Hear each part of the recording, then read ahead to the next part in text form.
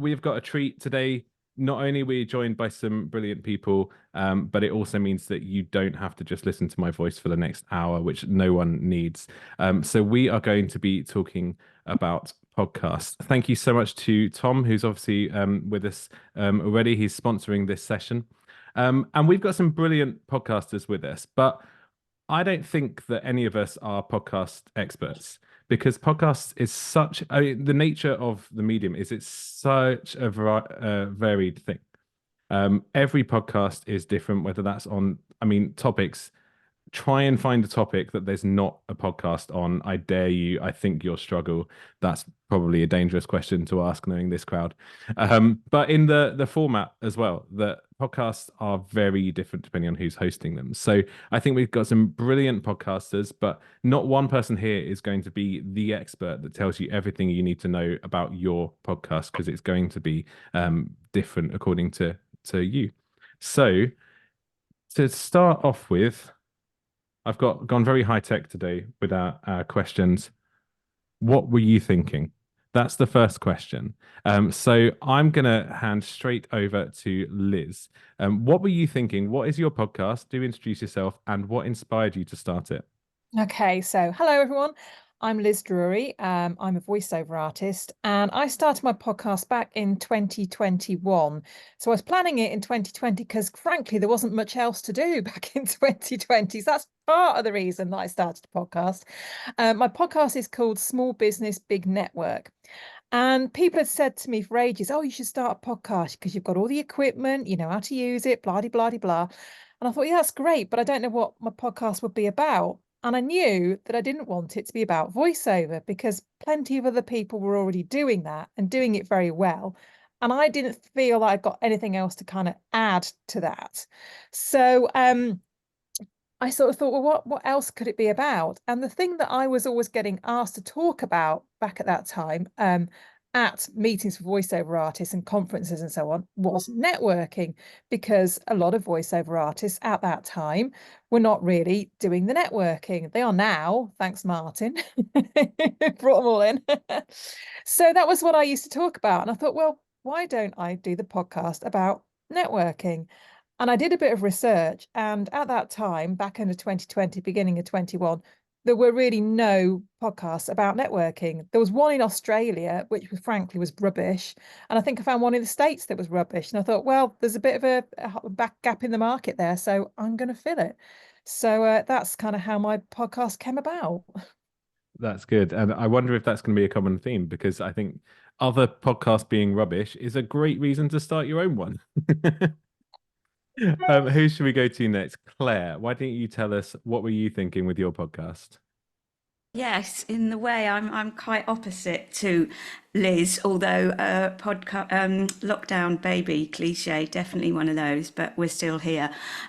So mine was a content idea first that kind of somebody else gave me a nudge with when they said to me, you have content. And what my content was experience of having spoken to people I'd met whilst networking, weirdly, to promote another business that I used to have and I don't have anymore, was that people stopped doing creative things when they had more important things to do, like a proper job and raising a family, and the stories that people had told me about the joy of coming back to something creative. So I knew I had some guests already, and podcasting doesn't seem like it in some ways, but it is an easy way that anybody can broadcast to anyone that can find them. I didn't have the equipment, bought myself a secondhand microphone, listened to a few podcasts about podcasting, learned a little bit about what not and what to do,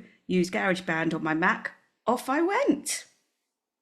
And it's that easy to do. Yeah. Takes time, but it is doable. Yeah, definitely can relate to that as well. I'm going to go over to Andrew next. I was going to ask you the same question of what were you thinking with your podcast, but you obviously don't just have the one. You're being a bit greedy. So tell us about your podcasts. I was just trying to count them. I think I've 6 possibly. I started. I'm just naturally a gobshite, so I just like talking. And having been in terrible bands for many years, I'm well used to howling into the void. So it was just another avenue to do that, pretty much. In all seriousness, I started the first one, which is Internet Marketing for Humans. I started it because after doing a bit of research, I found out that the same was true about podcast that used to be true about blogging sort of 15 years ago. So 15 years ago, I used to go and give talks and say, there are this many people doing blogs. There are this many people wanting to read them. Now, there are this many people doing blogs and this many people who want to read them. But with podcasts, because there's a perceived barrier to entry, there are so few people doing it. Mm. And the appetite is absolutely huge. I mean, I don't think there's any sector that's saturated yet. Whereas with YouTube, we experienced a similar thing. You know, sort of the perceived barrier to entry went away when half decent smartphones came about, and now there's a lot of YouTube channels. But podcasting is still the other way around, and it's a good medium with anything. Any way I've tried to market my own business over the years, for better or worse, it's always been personality led and about getting humanity across to people. Everyone who's known me a long time probably laugh and say getting my humanity to people. But just trying to get personality, trying just not to be another beige thing. I think as soon as you use your voice, you're offering up more of yourself. It makes you vulnerable in a way. Mm. I think some people find quite appealing, if that doesn't sound too strange. No, there's That's definitely why I something don't appealing shut up. about it. It's almost like speaking to the void, isn't it? But yeah, no, that's really interesting about the appetite for it. Yeah, I think the perceived barrier as well, that I'm not sure that it will come down as much as it did with smartphones and YouTube, but I feel like that's something that companies are actively trying to get rid of that. Spotify for sure are trying to make it easier. And now that Google Podcast has gone away and that's through YouTube, there's maybe an element of that there as well. So yeah, it'd be interesting to see how that develops. Shelley, you are another serial podcaster. Tell us, what were you thinking? Well, my podcasting history goes back to when I was teaching. And just as I left my former life in education was when lockdown started. And I decided, as I was venturing into the world of VO at that time, and I was trying to think of a way to keep the children at my school engaged in the school community. So I started doing very small little segments, podcasts, snippets, I guess, bite-sized pieces for my school on different topics. And I set up like an email address so the children could email in with questions or suggestions for future episodes. And I'd get the teachers on episodes, just really as a way to keep everyone engaged in the school community, even though at that point I had sort of said, see ya, I'm off to start a new life as a VO. But it was just a way to keep everyone connected and engaged. And obviously since then, I'm part of other podcasts, which are quite different. Like one is an audio fiction adventure series where I play a character or several characters. And then the other one started off as being informative, but then took a dramatic turn with someone you might have heard of called Martin Wiskin. We don't talk about him. So as has quite rightly been said, there are enough podcasts about voiceovers. So I've been involved in different podcasts for in sort of different genres, I guess, with different audiences. Yeah, no, that's interesting. And I think yours, the Dad Bod, is one which I come back to time and time again when thinking of that variety of the format of podcast as well. There's a sense in which podcast is a delivery method for audio, and then whatever goes, Yeah. Cheers, Joe. Last but not least, Tom. What was I thinking? What was I thinking? I started in the podcasty game a long time ago, like pre-pandemic. I started with my phone stacked on a bunch of books just as a way to share ideas.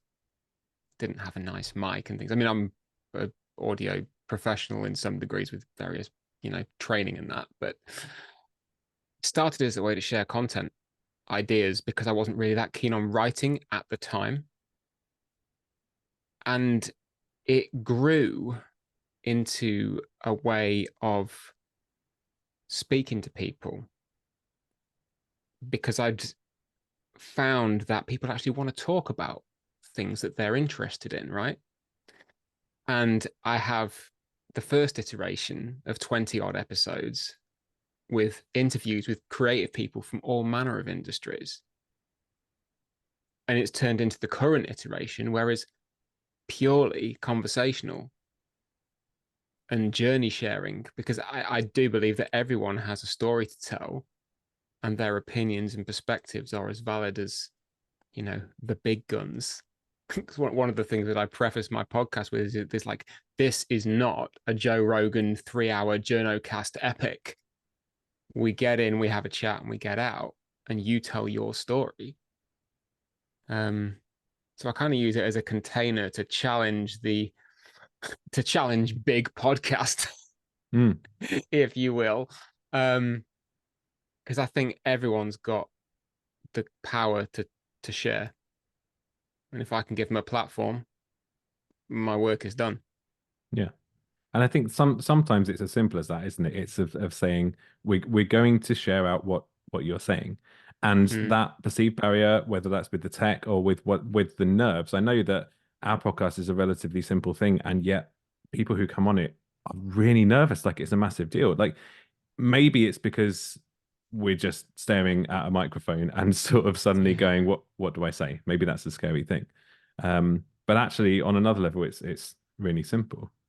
I alluded to my podcast, so that's Gourds and Pomegranates, and that's in another completely different niche in working with churches and helping them to do marketing communications better. And my sort of background to it really was that I used to write on this stuff all the time. So like back in the day, doing a blog, like Andrew said. And even back then, people would say, oh, you should do a podcast, you should record it. And I recorded a couple of blog posts, but my heart wasn't really in it. I think something for me is that I was aware there was going to be a lot of work. I maybe didn't anticipate quite how much work, but I knew there was a lot of work. And so I always put it off and push back in that sense. But one thing which really changed that for me is when I met Hannah, who's the co-host. And I think being able to share that work made a difference as well. Shelley, you've already mentioned that you co-host with some chap called Martin. Was that a bit of a different experience doing a podcast together, like a co-hosting sort of endeavor? I think it's nice that to do that, because you bounce ideas off of each other. I mean, bless Martin, he did all the technical stuff and he's the ideas guy, but we did used to brainstorm things and come up with ideas together, and then off he'd go and compose something, and then off we went. But it evolved along the way, and I think that was because there's maybe more minds on it, because I would have some absolutely random idea on something, and then Martin would probably try and rein it in. But it is handy to have somebody else to bounce ideas off of. Yeah. Yeah, I definitely found that. And from an accountability perspective as well, in terms of planning and saying, right, we're going to record it on this date and actually get around to doing it. Like you say, it is time consuming, and sometimes we might underestimate what time it's going to take to put it all together. But again, you learn along the way and you find different ways. Because if I think back to the things that I did for my school, oh my goodness, they're so ropey, but I got better as I did them. Yeah, definitely. And I mean, Claire, I'll come to you next. So guest is obviously a big part of your podcast. Actually, personally for me, we kind of resisted having guests because I was so, I don't know, I won't say anti-podcast because I wasn't, but I was so not sure whether this is the right thing to be doing. I kind of wanted to prove that we could do something for the first series before sort of bringing guests in, and wanting to make sure that we're on the right track. But how have you found that with bringing guests in? Like, are there nerves there? Do you think people wonder, what am I going to talk about? No, because with my show, it has a kind of formula. So, and I mean, I went with guests because I considered other people had a creativity found story and I didn't. So, this was where it was all being led by other people. And through interviewing my guests, I have found that I have my own creativity found story and I hadn't really realised. So that's fun. So the guests have taught me. But I have a chat with my guests first, which makes the system a bit longer. But it's how I get to really understand my guest's story, so that I then Before do you have start notes. recording. Yeah, months before I record. I'm a bit backlogged at the moment. I will have a chat with them that I record, and then I go back and look at it, and then frame the questions and make sure they go in the kind of order and arc that I want them to go in. So there's a definite diagram, parameter, whatever it's called, paradigm, but it's what happens in the middle with my guest story that is the interesting bit that works around that paradigm. So they don't get nervous with me because we've had that chat before, and I do sometimes end up, and I don't know where they come from, asking some juicy questions that get the guests to think about things they hadn't thought about until they were on the show, which is lovely. And I don't know where they come from, but that seems to bring an extra dimension as well. Yeah. Yeah, there's something about that conversation, the back and forth, isn't there? That like you can try and plan it, but it's always those unplanned moments that come out. Is that something that you found as well, Liz? Thinking with that guest format. I mean, is that how you started out with saying, I want to do it in this format, and that's how it stayed since, or is that something that's evolved over time? Yeah, I did kind of start out wanting to have guests from the beginning. My very first, I think, like couple of episodes were solo episodes just to get the thing going. But I think since then, every episode has been guest led, and like Claire, I generally have a quick Zoom call with the person a few weeks before we're actually going to record, so I can find out a bit about their story. And I don't like to find out too much because I want it to be a natural conversation. And something that I never do is send the guests the questions in advance, because I'm worried that they're going to prepare to the nth degree and then just read off a script, which just sounds awful. So I will tell them, I've learned that lesson. yeah, and I would tell them like the shape of the interview. So we're going to start off talking about your background, what you've done in the past. Then we'll talk about your current business, what you do, who you help. Then we're going to talk about networking. And at the end, my final question will be, what's the best place for people to find you if they want to know more? So they know what we're going to cover, but I won't give them exact questions. And in fact, I mean, I do write questions for myself, but I don't do it till like the last minute. Just so I'm not gonna dry up. I've always got something that I'm going to be asking them, but it has stayed pretty much the same since I started. And I'll always say to people, look, I'm not going to ask you anything difficult. I'm going to ask you questions you know the answers to. Yeah. So don't be worried about it. And people will say to me afterwards, oh, I was really nervous beforehand, but as soon as it started, I was absolutely fine. And you put me at ease, and I didn't find it a problem. So Did yeah. did you feel at ease, or is that something that took you a little bit of time to get used to as well, in terms of the actual hosting and putting someone else at ease? 498. Yeah, I mean, I've worked in the past. I've worked in for a local cable TV station where I was a presenter. So and that was live television. So having done that, doing this, which is pre-recorded, and I can't even see my guests because I use clean feed, which is audio only. Yeah, I don't find it nerve-wracking. I guess just kind of used to doing it, I suppose. Yeah. Andrew, Tom, have you sort of found similar? Yeah, I mean, I don't like using the term interview because it's not an interview, it's a conversation. And I prepare nothing when people come, recently, both Ben and Martin have sat in their respective chairs and we've spent an hour together. And we just go with whatever happens. I do my research first. I'm, not quite, that seat of my pants. So I know who I'm talking to and what they're about. But what is interesting is what happens in the room. The questions, partly because of my profession, asking questions is what I do for a living. Yeah. But people know what they're coming for. Like, they know it's not going to be an interview, and chances are I'm going to make them think about something, probably accidentally, but that's where the good stuff comes from. Yeah. You know, there are too many formulaic podcasts out there, so let's, But that's really interesting, because that is very much like the antithesis to me. Like, I feel like I have to really prepare, and we've had to really work in our format to get it to a place where we're speaking more from bullet points rather than scripted. I think it's different when we have a guest on. We've definitely learned that lesson, like Liz has said, about sending questions in advance. A lot of the time people are fine with that. Sometimes people struggle and they panic and they're nervous, and so yeah, they do basically script out their answers, which of course they know the answers, they don't need to be nervous. But I think for us it's taken some time to learn and grow into the format and be confident with it, especially when a lot of what we're doing is very sort of practical advice and how to and step by step, and so we don't want to miss a step, and so maybe we overplan that, but yeah, I guess we're careful in that sense, and that's a character thing, you know. Well, that's an interesting thing about bullet points. Just to throw that to everyone else. For the people who do prepare to a script or to a list, do you think there's some fear in that maybe you'll tread outside of your comfort zone in terms of what you want to talk about?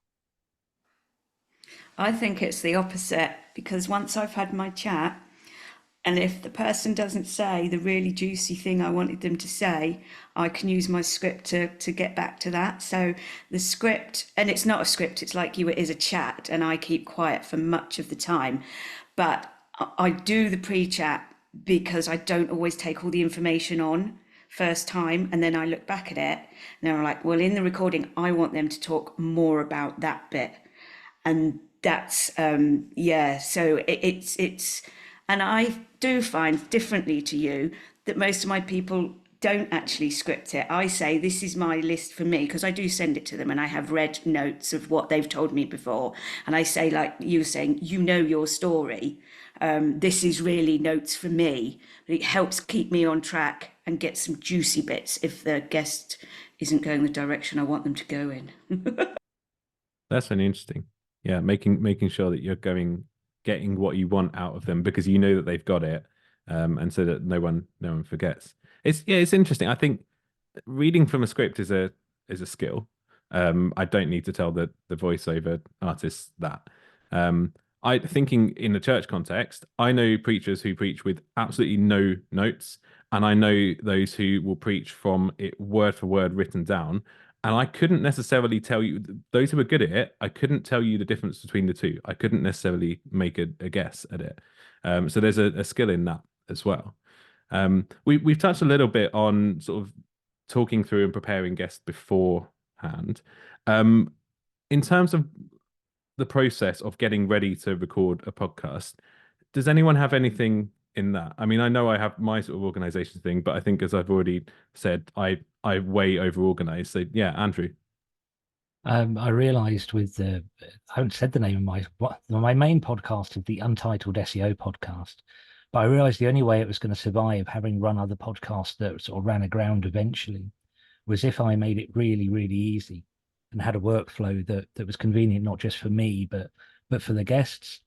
So I designed a workflow, and to test it, I posted on a website called Polywork, which I think is gone now, but it was like a creatives version of LinkedIn. And I just said, here's the podcast release form. Anyone who wants to be on the podcast can. And I called it live action networking. You know, the idea is anyone at all, because I've had years of getting emailed by, these agencies, mostly in the States, that say, hey, I've got this amazing guest. And I was like, well, screw it. If they've not listened to my podcast and don't know what to expect, and I'm just going to have fun with it. Yeah, nice. not That's their problem. Well, basically, yeah. If they've not, hey, we get these emails, hey, I love what you're doing with the podcast. I was thinking, yeah, do you right. So I just opened it up, and the workflow I have is there's a Google form. I'll just give you the details because it's quite simple. There's a Google form, and it's a standard sort of release form. Not that we need them in this country, but it's a release form. And it says, this is what you can expect during the podcast. This is the sort of thing we cover. this is how we record. And then it says, please give us your bio, or if you haven't got one, just tell us if you got the 100-meter swimming badge or whatever. And when that's submitted, it automatically sends them a scheduling link. I use Motion, which is like a scheduling thing. And when they've scheduled it, they then automatically get a series of reminders in the run up to it. So the only thing I have to really do is I spot it coming in, and I go into Zencaster, which I use, which is like Riverside. So it's a thing that records at both ends. And then I just turn up. So for that, there's not really much prep. In fact, embarrassingly, I quite often will be really busy with something. I get the 10-minute alert on my phone, and then all I have to do is go and search their name in Gmail, and it brings up the results of their Google form. And I literally go, because the whole point of it is that I'm getting to know them as if I'm meeting them for the first time. So I thought, well, why not meet them for the first time? And what's interesting, you're talking about kind of scripts and trying to break nervous guests out of scripted answers. I found the complete opposite with usually American guests who have done so many podcasts and are so well trained that they're not in the slightest bit shy. They're very good and they're very professional, but they've been trained in PR. So they'll keep coming back to the one point they want to make. Yeah. Keep coming back to it. And I think that's quite fun. I quite enjoy kind of like, it's like pulling an elastic band. How far can I pull you away from your topic and then just let you go? And occasionally you'll catch them off guard. And that is often when you'll get the question, you'll get the answers that the facade comes down. And for me, that's where it gets really interesting. Liz, is that something that you have a similar sort of process in terms of booking people in and sort of leading them through to the actual recording? Yeah, it's not quite as automated as Andrew's. So I'll tend to say something like I did today in a TCC meeting. I'm looking for podcast guests, and people will say in the chat, me. And I'll get in touch with them, and then I'll schedule just a 15-minute chat with them. And after that, if they still want to be on the podcast, then I have a template, an email template with all the information that they need, asking them for their bio and their headshot and any links they want me to include in the show notes. So that takes me all of like a minute to do that and send it. And within that email is a Calendly link, so they can book an hour slot for recording the podcast. We shouldn't need an hour because my podcasts are only sort of 20 to 25 minutes, but I always allow an hour in case we have any technical difficulties, or something goes wrong. So yeah, I send them that, they book in, and so then they turn up on the day we record it. And I always say to my guests that I'm going to do minimal editing to this because frankly I don't have time for it. So this is a very natural conversation. If you trip over a word or something, just pick yourself up and carry on. I'm not going to edit it out unless something happens like the postman comes to the door and somebody has to leave the call for a few minutes. I'll edit that out, obviously. But apart from that, I pretty much leave it as is and just top it and tail it with the intro and outro. And then if everything goes to plan, I can usually get it recorded, edited, uploaded, social media post planned within the space of an hour. So I haven't got time for more than that, quite honestly. Yeah. But I think that how much something's edited, it isn't particularly important. I think the key thing there is that you communicate, because if I know that something can be edited, then I will probably stumble over it and think and rethink, and I know I do it for myself and I kick myself, but I also know I'm the person doing the editing. So, this is why I don't do solo episodes, because I know I will want to do it till I've got it exactly right. Whereas if I'm having a conversation with somebody, you just keep going, don't you? That's and it. Yeah. It cuts the time down massively. Yeah. Shelley, I'm imagining, I mean, particularly thinking of Dad Bod here, that it's a bit of a different process in terms of organizing that. Completely. Yeah, completely different. So I'm sent a script and we have a table read. So as many people who can make it as possible get on a call, and we go through the script in character. And sometimes if somebody can't make it, then we jump on and we're other characters too. But also you might find yourself that you have two roles to play, and you find you're talking to yourself literally, and that's a laugh. So my process on that is very different. So we will have our table read, and because most of the cast are in North America, everything is done late at night generally, and I have to have they all know that Shelley's going to have a disco nap before we get together. And I'm usually there bleary-eyed and in my pajamas, but we're all good pals now. Yeah, and then we'll go away and record our lines, and we'll do a couple of takes of each line so that the audio engineer has something to play with. And then if there's pickups to do, like something's not landing right, then we'll go and do those. And then magically at some point in time, it will land in podcast land, and everyone can listen. So yeah, and there's similar with the A to Z of voiceover with Martin. I would go and record a couple of takes of each line, not too many, because you can get a bit carried away. But you want to make sure that your intonation's different, or because you're working with somebody else, and things have got to land right. Yeah, so that's the process. And with A to Z, is that something where you would record it week to week, like the week before that came out? Yeah, pretty much. Or we do a whole bunch at once if we were feeling inspired. Yeah. Yeah, but it worked quite well. It worked really well. But when we're talking about the different types of podcasts, that definitely evolved. Like, I think we started off thinking, well, we're going to do something informative, but we know what we're like. It can't be that serious. People will wonder what on earth's wrong with that pair. But it really then evolved into us having our own little characters, and me always being mean to podcast Martin. I think I'd use the word escalated rather than evolved. Yeah, yeah, escalated. Yeah, yes. You mean the final few episodes? What a cliffhanger! Literally. I mean, Yeah. that batching is something that for me I've had to do, because I find with everything else going on, I can't just be working that sort of hand to mouth and recording, editing, releasing. I would find that I'm then having to do next week's one, and it almost turns into a full-time job. And especially this year where we've moved house and had a baby in the space of like 5 or 6 weeks, I found we for better or worse, we will do weekly episodes, but we'll do them in series, and we'll maybe do like 3 series a year of 10 episodes, so that we're not doing it every week. You've got to be realistic about what's manageable. Yeah, like 52 a year is a lot. But I think for us, it was essential, right, before we move house, I need to get all of these 10 recorded, because I'm not going to have somewhere to record them. And then before the baby comes, I got 9 out of 10 edited, if I'm completely honest.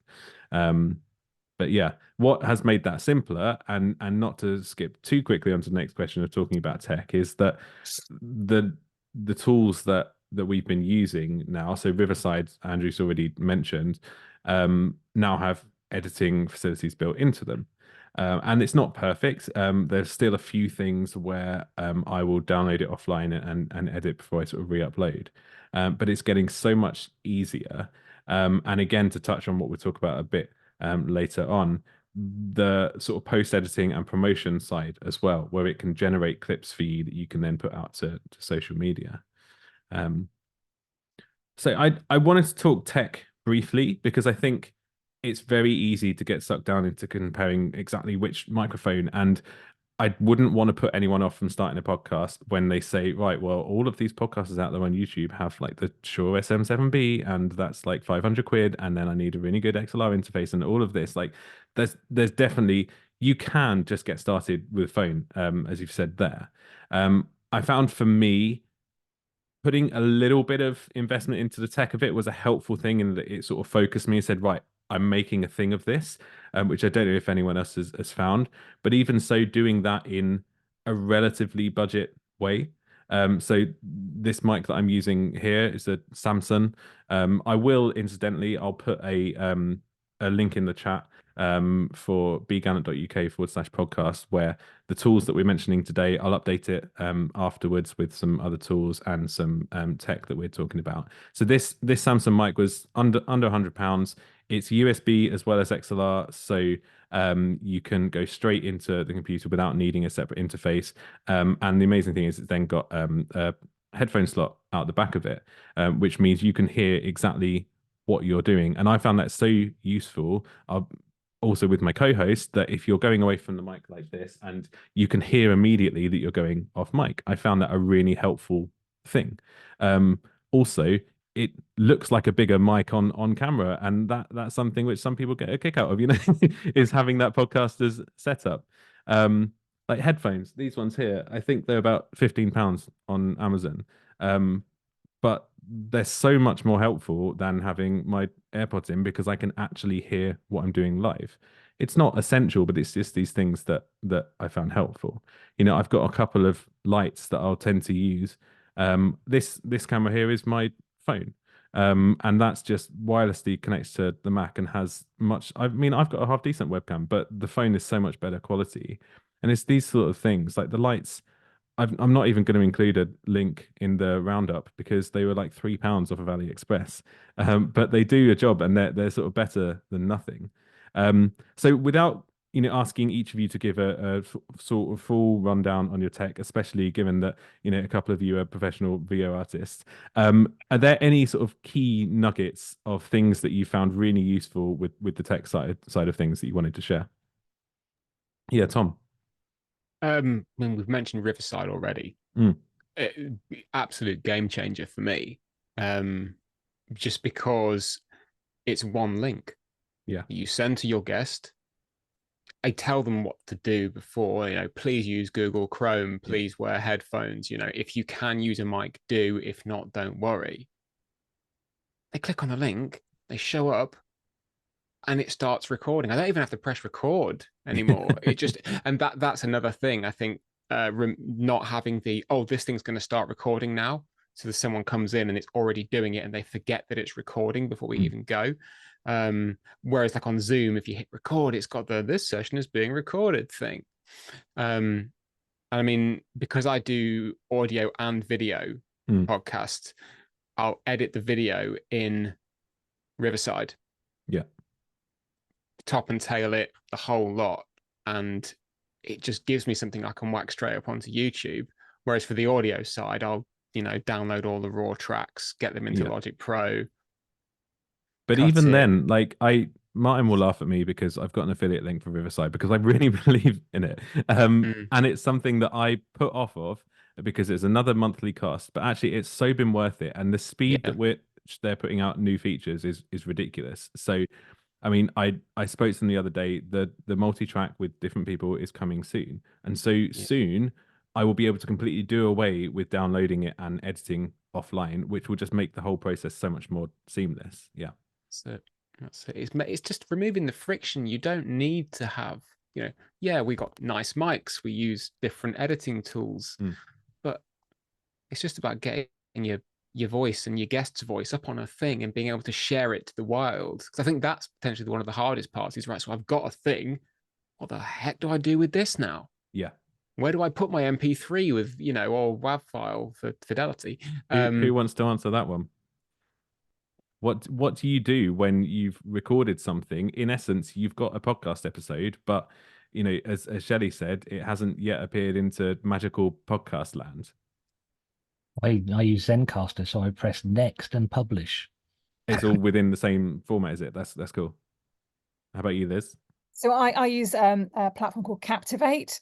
So I upload my episode to there and schedule it, and then when the day comes, Captivate will push it out to all the places it needs to go. So Apple, Google, Spotify, etc., etc. And so I only have to publish it once, and Captivate does the rest. Can I mention another thing on the tech that I love, which is an extra thing I've started using? Riverside, I think, is brilliant for recording quality because even my guests will use their built-in microphone, and it can be so good. But just to polish is Auphonic, AUPHONIC, and I just put the text in that, not the music and everything. I know you can do that. And it just polishes it off so well. I had a lady who had, sometimes, and I didn't hear it while I was recording, but if they have a speaker and it's banging against their hair. There were some of these little background clicks which annoy me. I don't know if they would annoy a listener, but if I had my headphones in walking the dog and I kept hearing those clicks, probably would annoy me. And Auphonic took them all out. I was like, this sounds brilliant now. And the other one is for my sending it off to everyone, my hosting company, I use Buzzsprout, who are quite good at giving you free tickets to podcast conferences in Florida if you're happy to pay for your flights and your hotels. But they give you lots of other things as well. I mean, I was going to mention later on that a few of us from the Creative Collective are going to the podcast show in London. Slightly less glamorous than Florida, but at least we don't have to pay for flights to London. No, and I will meet you there too in London. Oh, brilliant. Tom. Just another tool shout out. There's a program called Descript. So if you are doing video podcasts, if for any podcasts, any voice-based medium, Descript is great for generating your transcriptions like accurately. It does audio editing as well, so it'll edit the audio if you delete words from the text. But for getting YouTube captions that are accurate, and for getting the transcriptions to go along with the thing on Spotify or Apple Podcasts, it's really good, and you can do a lot with it for free as well. But it's one of those things. It's like, from an accessibility perspective, giving people all the options to consume your content. Yeah, Descript seems to be another thing that I keep coming back to. Yeah.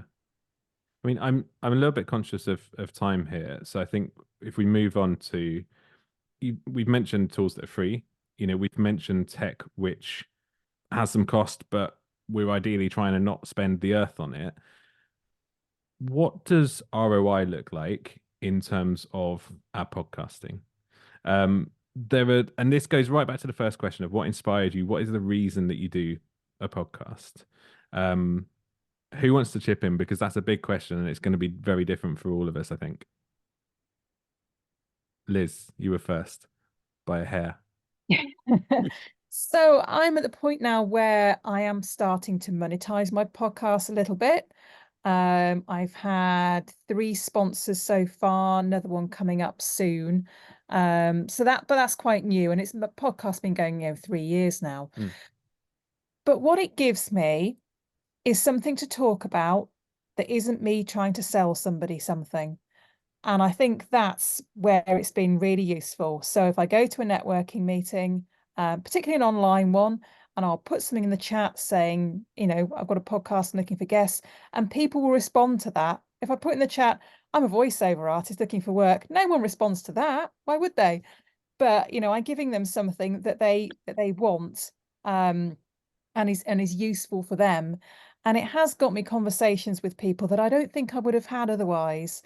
So a few weeks ago, I had a chap who runs a marketing agency, which I know involves video, and I know he uses voiceover artists, but it's quite hard to get to talk to him. But he was quite happy to come on my podcast. So that, I'm now on his radar. It hasn't led to any work that I can, definitely say, oh yes, that came from the podcast.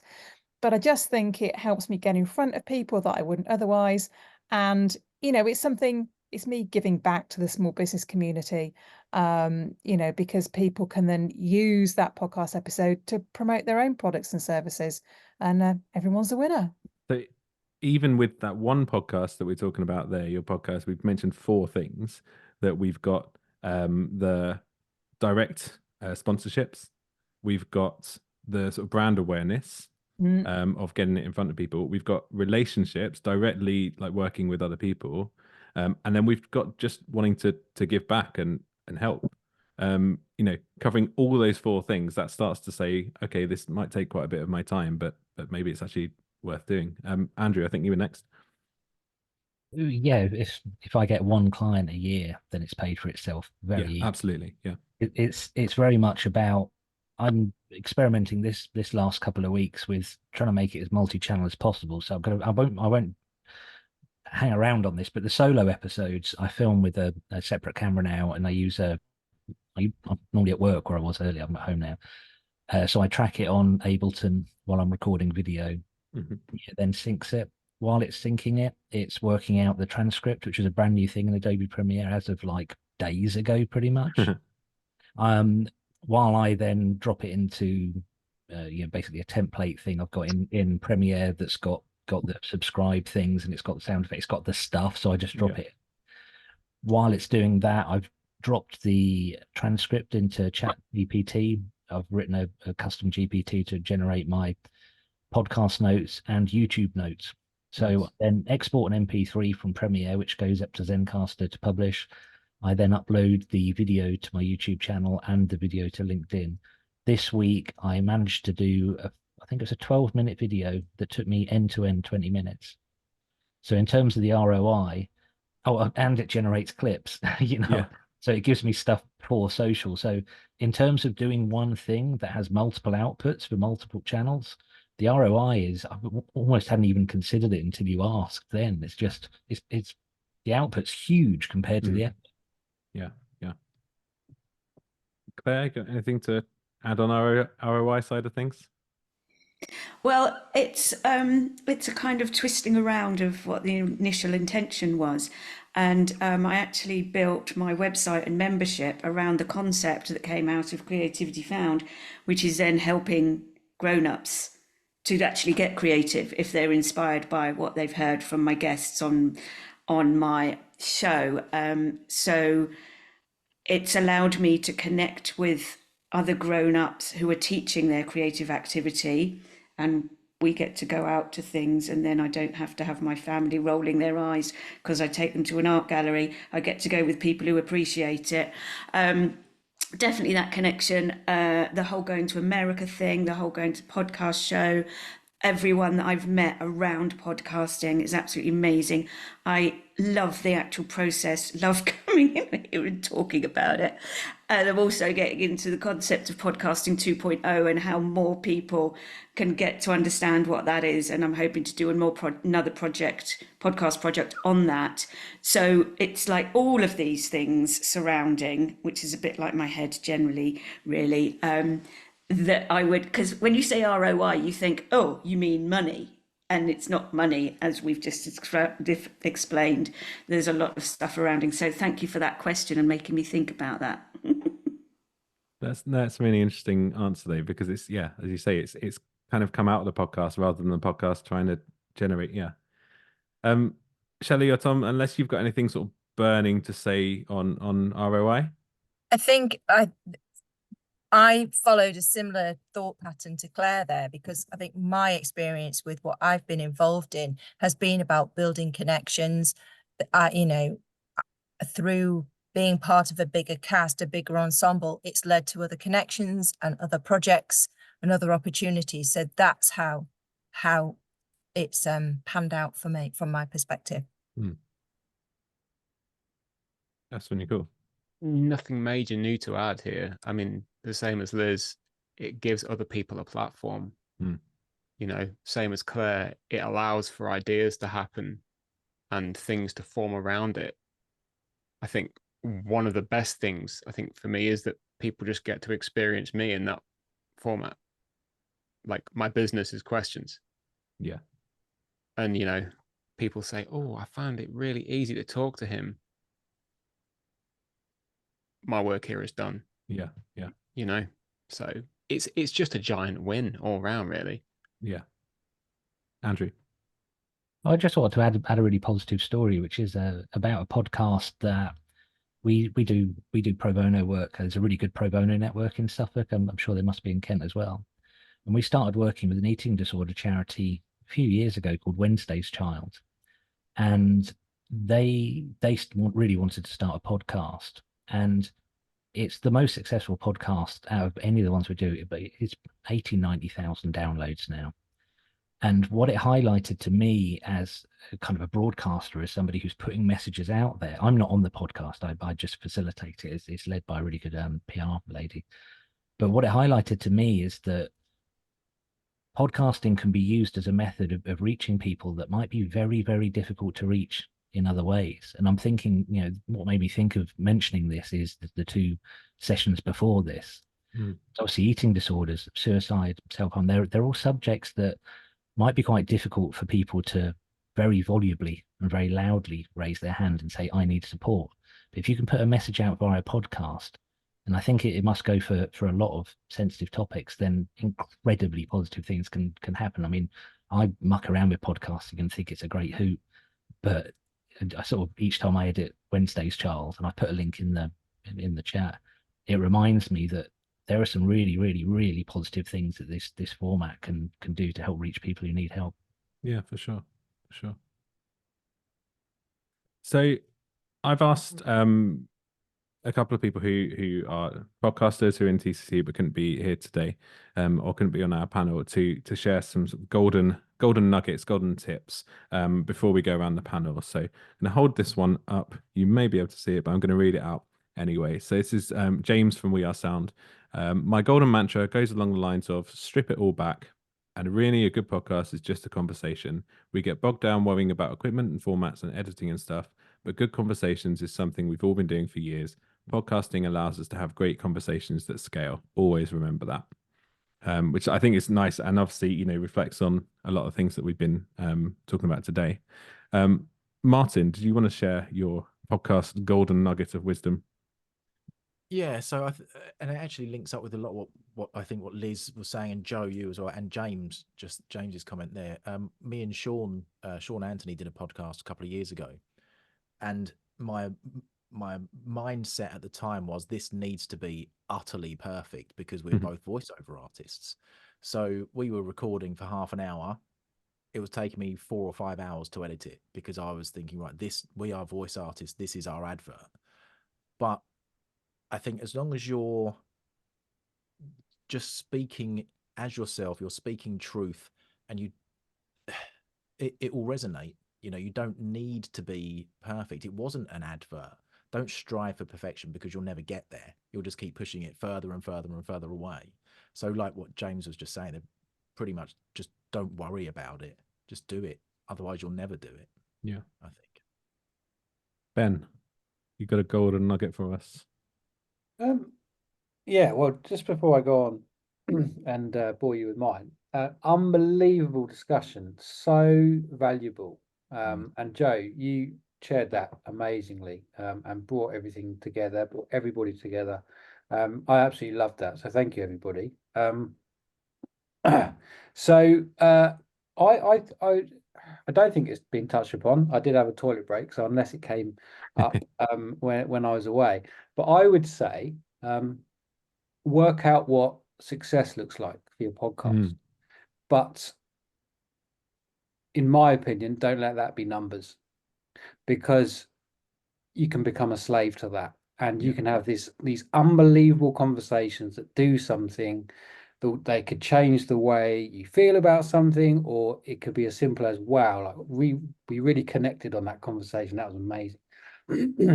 And you release it, and if it doesn't do as well as you think it should do, that will taint it. So, and I think the really nice conversations about ROI earlier, a lot of it was about the sort of intangible things podcasts can give you. So I think work out what success looks like, but don't be a slave to the numbers, because it's a very, very difficult field to really make your mark in. But you can do it in your own way, and that's not necessarily all down to numbers.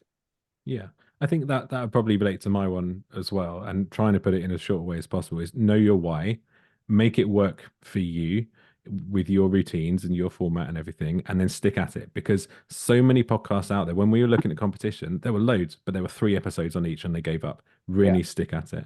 I've got one from Simon Wells here, who's obviously another VO who's got Factorially. Enjoy making it, be interested in it, do it because you want to, not because you have to. If you don't have any personal interest in the content, or if you're doing it because you think you should, then the audience will know. So I think that's a really interesting point as well. We've got 2 minutes, so you guys are going to have to be really quick with your golden nuggets. Claire. Okay, mine is don't listen to anybody else's advice. No, not really. But one thing, take other people's advice or learnings as they are relevant to you. So some people will say your episode has to be the same length every time, or it has to come out at the same time every week. That may not be relevant to you whatsoever. The beauty of podcasting is that it's your thing. you do it how you want to do it. Thank you. Love it. Great. Thanks, Claire. I Shelley. have to go again. Bye. I think it's probably already been said that remember that this is a format that is generally listened to, and it's this, the spoken word is different to the written word. So don't put reams and reams of sentences together, just like some people have said about bullet points, things like that. You want things to be natural and flow. Yeah. So yeah, just reiterating points like Liz made earlier. I think we could do an hour just on that, couldn't we? Tom. Well, Claire stole mine. It's yours. But also to take the fear away for you, there is nothing new in this space. But conversely, everything is new when you do it. So what's stopping you? Really great. I'm going to go Liz next.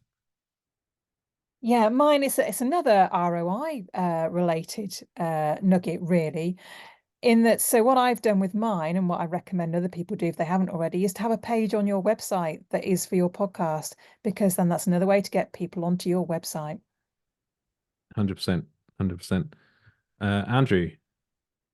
Trying to think of something non-technical, and the thing that's genuinely helped me more than anything as a presenter and a host is I joined Toastmasters about 3 years ago.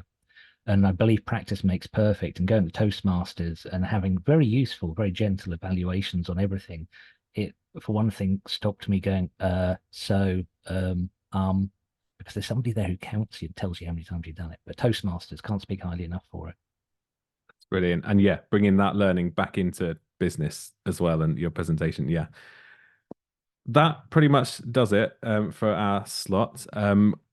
Do join us at the podcast show if that's something that you're interested in. We had a really good time last year.